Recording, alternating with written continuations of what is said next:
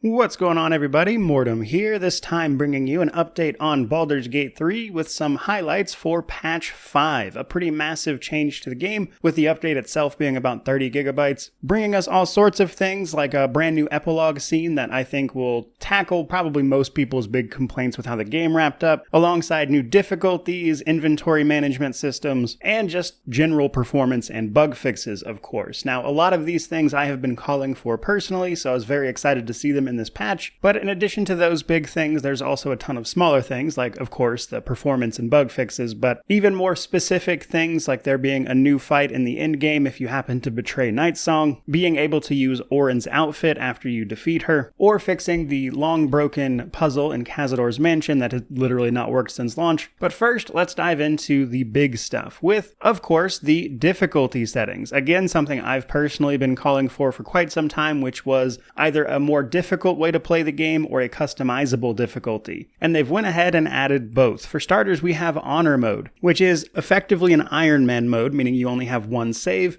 which means you're stuck with decisions as well, as the game will auto-save over that one save, forcing you to deal with it. It also makes some gameplay changes, specifically to bosses, as they now have new abilities and legendary actions. The legendary actions were a thing for many of the monsters you might face in the tabletop version that we didn't see a ton of in the game before this, though there was a little bit here and there. And those things, combined with stricter adherence to the rules for the tabletop version in terms of damage bonuses, should make for a much more challenging difficulty. But that said, if you somewhat inevitably lose during Honor Mode, or you get yourself into a situation you can't reload out of, the game isn't necessarily over, as you can continue your playthrough from a custom difficulty. It simply won't be Honor Mode, and as a special reward for people who complete Honor Mode, you can unlock a golden D20 skin for the in-game rolls if you manage to beat it. Now, a lot of people have already, since this patch was dropped, been asking me about Honor Mode, so right here in this video, I'll tell you that they did not update the achievements for the game on Steam yet, but a while ago there were achievements that leaked over on GOG for this specifically, so once they make their announcements at the Game Awards and the Xbox release of the game, I'll see if they have any changes planned, but I would like to wait for them to deal with that achievement first before I go in on it, as I'm a little busy with Rogue Trader at the moment. But even if they don't add achievements for this on Steam, at the latest, I'll jump into it myself come January, once I've gotten a few other things out of the way, since January will be pretty relaxed for game releases anyways. But yes, it is something I will be doing for those curious about my 100%. Now, custom difficulty also introduces a bunch of options to, of course, customize the difficulty. I think this is great on both ends of the spectrum, both for people looking for an easier experience, as it lets you reduce a lot of things as well that the previous story mode actually didn't. So you can take it even farther in certain aspects of the game if you want to, or you can even make it more challenging, which is exactly what you'd want to see from a custom difficulty option. So as far as big wins go, the difficulty stuff here is great. It's exactly what I wanted to see. Kudos to them for adding it. Another big fan requested thing, including from myself, was the epilogue scenes. Now, it is possible to, after the story plays out, join an epilogue sort of interactable scene where you and all of your companions are teleported to camp,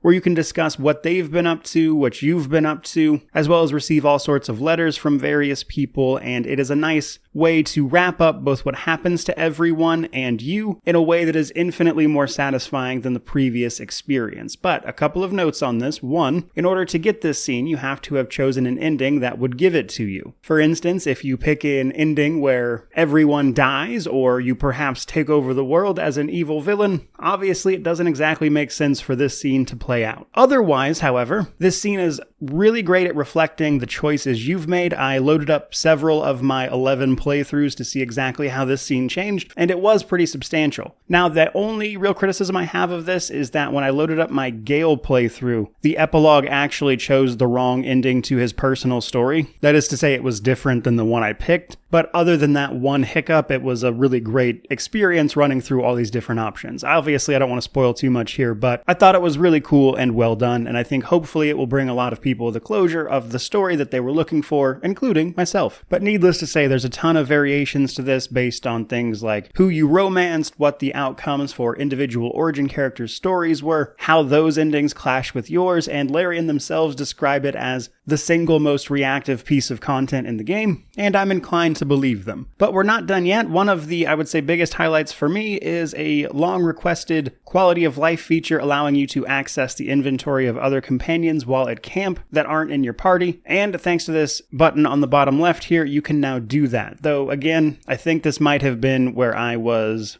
loading up an old save actually, but it only let me access one of my mini companions inventory this way. But that small hiccup aside, again, great change, very happy to see it. And then we have all the various performance and bug fixes. Now, the main thing I want to mention here is that this should fix the problem that was introduced with patch 4 that caused Act 3 to lag an extreme amount, like borderline making the game unplayable. So that should be knocked out, and then they also introduced a bunch of optimizations and things around game objects, memory utilization, that kind of thing that should make the game run smoother for basically everyone, but will be most noticeable for people with low amounts of RAM. Though, as I mentioned in my 100% review, the game as of patch 3 was running pretty flawlessly for me, but of course, further optimizations are always great to see. Now let's talk about some of the more miscellaneous changes. For starters, Minthara is now officially able to be recruited simply by knocking her out, and Halsin has gotten some new dialogue to reflect that you can resolve the situation without killing the goblin leaders. So it looks like the people who just really liked Minthara, myself included, got a pretty big win here, as she should now be able to be recruited without murdering everyone in the Druid's Grove without a very specific and buggy workaround. And while I am honestly a big fan of consequences to actions, in this case I think people were jumping through so many hoops to do this anyway that it was probably the right move just to give players what they wanted here. They also added more reactivity to your companions to the end-game choices, so as you're standing at the precipice, so to speak, the choices you make, etc. will elicit response from your companions now, which is just one of several changes they've made to many conversations over the game just to make them feel a little better. For instance, you can now talk to Maul at the guild hall about her deal with Raphael. They also fixed several problems relating to using disguised self at certain moments, including a very prominent one with Shadowheart and her main questline in Act 2. And then from there, they made numerous fixes to address various continuity problems, people referencing characters they shouldn't or are already dead, that kind of thing, fixing certain journal entries from doing things in a particular sort of way. But then they also made numerous changes to things like level design and lighting, etc. But in the case of the level design, I thought it was neat that they actually added a lot of loot and increased how good it is in certain in-game areas where sometimes the loot for doing something just wasn't very good. So that was certainly nice to see as well. But while there are many more changes other than the things I've just went over, many of them are incredibly specific. Though all in all, this is a fantastic patch with a lot of great changes. I think it addressed many of the major issues I myself had with a lot of things, and I would definitely say it's the most significant patch since they've launched, and it definitely